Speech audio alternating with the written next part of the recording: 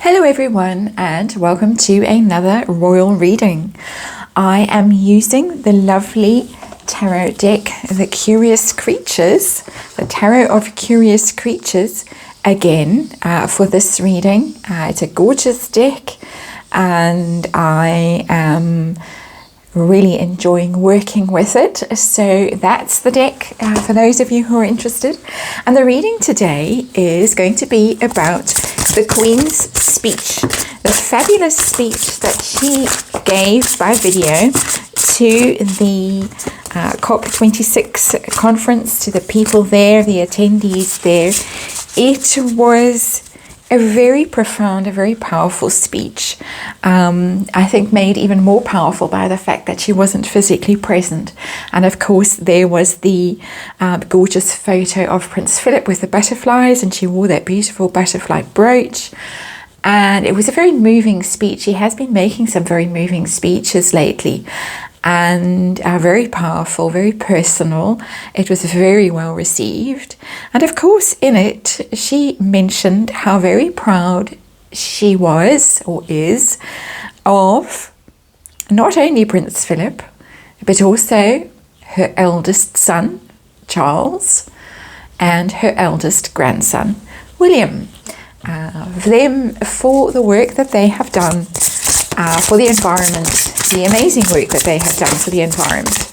And no mention, of course, of the two in Montecito, who immediately fought back with, they released an announcement saying that they were going to be making Archewell carbon neutral by 2030. That was their attempt to steal back some of the limelight after that speech. And it was a pretty pathetic attempt, and there was lots of mockery about it. But I want to know, I'm just going to be doing a very short reading, a 5-card reading, how that speech went down in Montecito. And was it real deliberate shade from Her Majesty, very clearly referencing her eldest son and her eldest grandson and leaving out the second born? And then the outcome of this whole business, the Harkles have said that they want Archewell to be carbon neutral by 2030. So the question that I'm going to be asking as my final question is, will there even be an Archewell in 2030? So let's have a look and let's see. The underlying energy for this reading is the Emperor in reverse. And I get that with Harry and Meghan as their plans not coming together, their plans and schemes being thwarted, being derailed.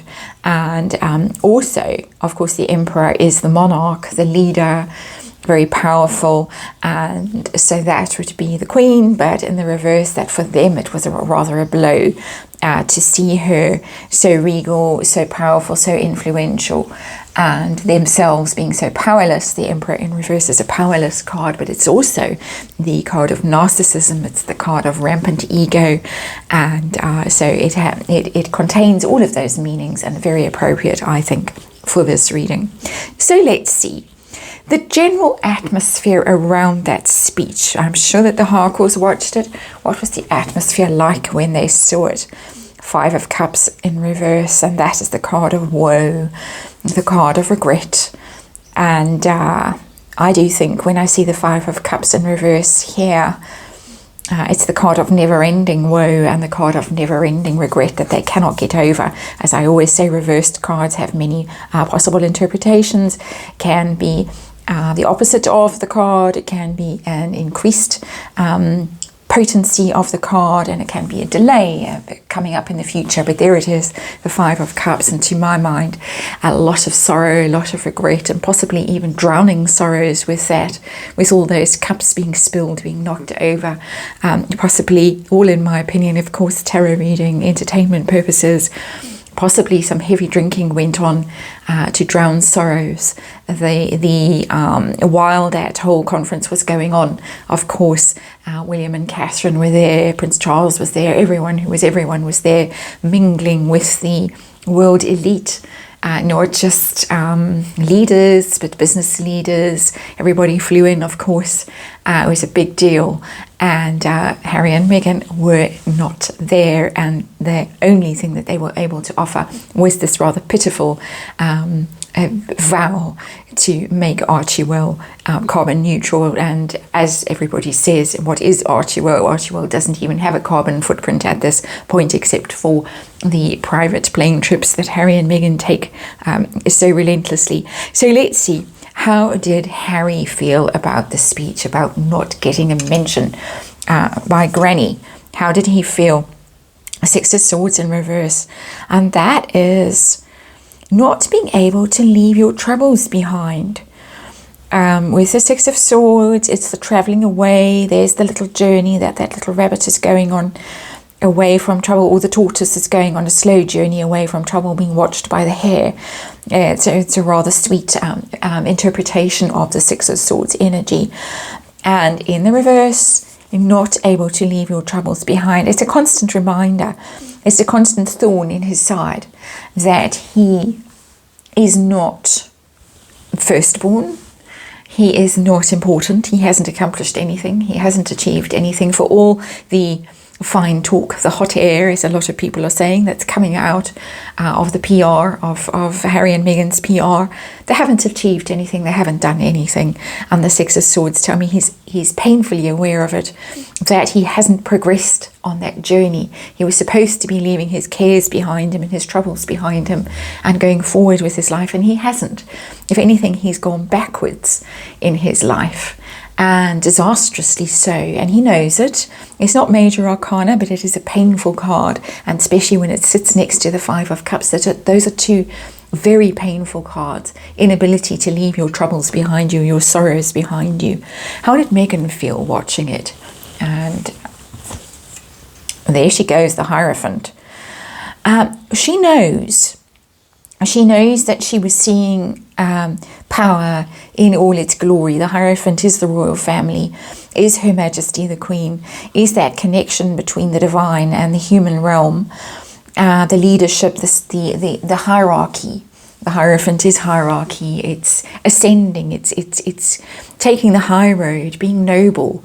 It's doing all those things that Meghan and Harry are unable were unable to do while Meghan was part of the royal family. She was not able to be selfless, to be of service, to take the high road, and to represent something dignified, something more than just merching and being quite base and quite vulgar and quite common and materialistic, that's the word. And so she knows, she saw with that speech. And it's interesting because the green in that card is the colour that the Queen wore for her speech. And she knows what she saw, and there it is, listening to that old-fashioned, I think they called them a wireless set in the old days. She knows that what she saw, what she heard, was very powerful, very potent, very impressive. It's not in the reverse, it's not a negative thing.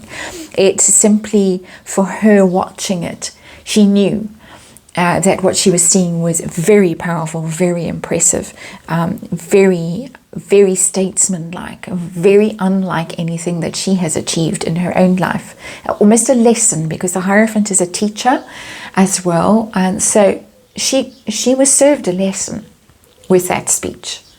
And she felt it. It's not negative. It's not a painful experience like it was for Prince Harry, but it was a lesson. She was given a lesson in how to behave, and how to be a member of the royal family, and how to be a leader, in how to be somebody who is actually above all the other leaders that were there. The Queen really was way above all of them, quite literally so. Just in the energy around her and around her speech. So I want to know the fourth card of this reading. I want to know if there was some shade actually being thrown by the Queen in that speech, right? The speech writers in that speech, by so very deliberately mentioning the eldest son and the eldest grandson. Was that a dig at Harry and Meghan? However, no, it wasn't subtle. If it was a dig, it was a pretty obvious dig. So was it meant as a dig? Let's ask that and let's see what the cards will tell us. 10 of Cups in the reverse. And that tells me, I often see this with the Queen and Harry and Meghan, this terrible unhappiness that she has, this longing to have them back in her life, or at least Prince Harry. I doubt very much Meghan Markle. Great unhappiness, disappointment at them and at the fact that they have left. So that's not nasty. There's nothing nasty in that card. It's sorrow. It's very much 5 of Cups energy. The 5 of Cups in reverse is above it, and then we've got the 10 of Cups below. So if Harry and Meghan felt 5 of Cups, the Queen felt 10 of Cups in reverse. And that level of sorrow, that level of regret, of longing, of feeling that her heart somehow is empty because she has lost something. So if there was a message in that speech to Prince Harry, it was that she is very aware of the accomplishments of Prince Charles and Prince William, but she is waiting for Prince Harry to find himself, to find his path. We've seen the 6 of Swords in reverse. Prince Harry has not found his path yet. He has not found his purpose. He has not achieved the things that he wanted to achieve when he left the royal family and he set off on his own adventure with Meghan Markle. So not deliberate shade, but some expression of disappointment and of sorrow for the path that Prince Harry has taken. That's my interpretation. You, of course, may see things very differently, but that's how the energy is reading to me.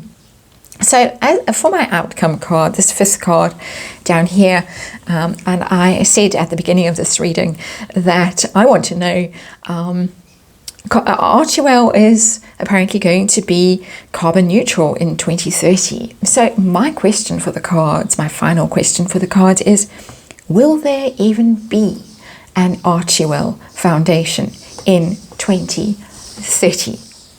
And if it is there, how will it be doing? And that's an interesting card to come out. It's the Fool, but the Fool 2. And in this deck, in this Curious Creatures deck, there are 2 Fool cards. There's the original Fool card, which is a new adventure. Off you go, start something new, all happy, all excited, and probably taking some risks. Then you go through the major arcana, you finish with the World card as normal, but then you get the Fool 2. And the Fool 2 is a new beginning, but it's a new beginning, a higher beginning. You've done one round of the Wheel of Fortune, say, and now you are ready to start a whole new journey. So if Archewell is around, it's going to be being restarted. But my inclination is to read this card as saying that the people involved in Archewell, perhaps the Fool involved in Archewell, and of course this is my opinion, tarot reading, entertainment purposes only, the Fool involved in Archewell might be off on a totally different adventure, a totally different journey.